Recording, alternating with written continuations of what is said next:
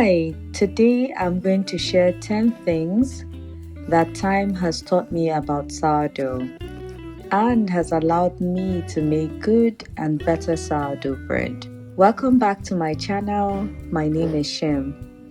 Over 10 years ago, I learned how to make sourdough starter. And like everyone else, I learned how to make it from YouTube, to be precise. And I remember that the first sourdough bread I made, it was nothing to write home about. In fact, it was so terrible that even I couldn't eat it, and not even the birds could eat it. So it went into the bin. Anyone that would want to learn how to make sourdough bread, to understand, you just need to give it time. So today, without wasting any more time, I'm just going to go into the 10 things that it took time for me to even understand. So, number one, a daily fed starter gets stronger and hardly fails or dies. Some people feed their starters once a week or when they want to bake, but when I tried it, I would end up having issues with my sourdough starter. Even though we're learning online how to make sourdough bread, we still have to factor in where we are, what you're using, because most times, except if you live in the same region or climate, things are not always the same. So I had to try something else, and I just realized that feeding my starter every day gave me a more stable sourdough starter. Number two, I do not need 100% hydration starter. My first year of baking sourdough, I kept 100% hydration starter. That was what I saw online, but it didn't work for me in a hot and humid climate like mine. So I had to figure out a percentage, and I realized that having a starter that was a bit stiff, not very stiff, but a lower percentage of hydration worked best for me. And that is what I've stuck with. I do not need to bulk ferment in the fridge to make good sourdough bread. I still use the fridge, but I really don't have to.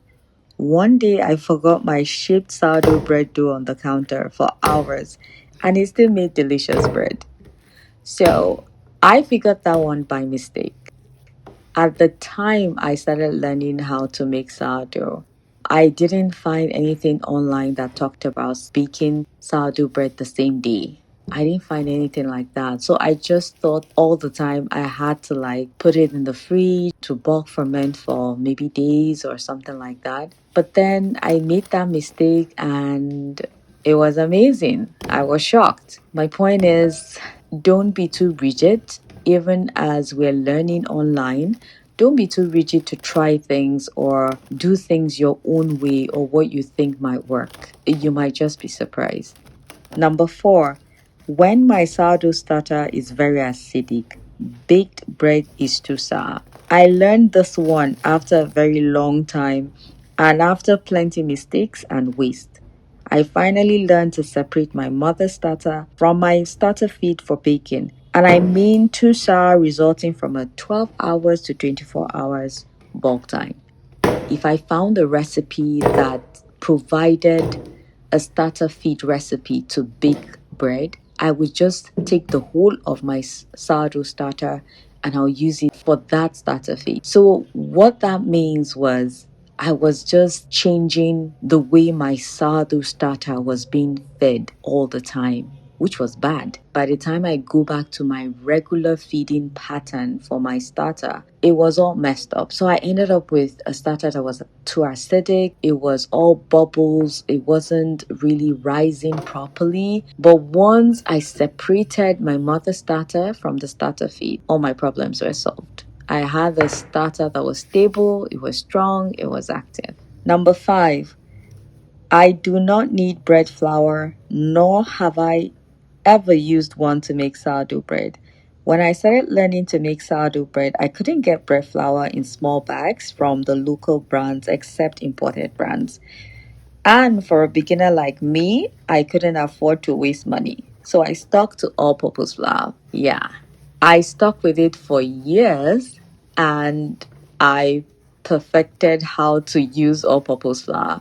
It was a struggle at the beginning, and I didn't even realize that the type of flour that I was using was even a problem as a beginner because I just thought I could use any flour.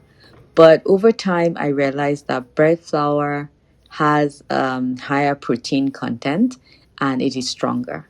So it is easier to work with when you're making sourdough bread. But at the time I found out, I was even already getting used to all purpose flour. The bright side of it is that all purpose flour makes the bread soft. So it was a huge advantage for me because I just learned how to make it with all purpose flour, not bread flour. And I've stuck to that all these years.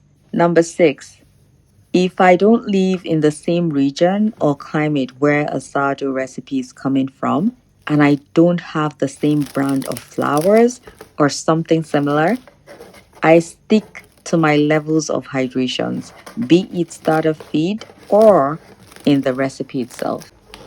And that has saved me a lot.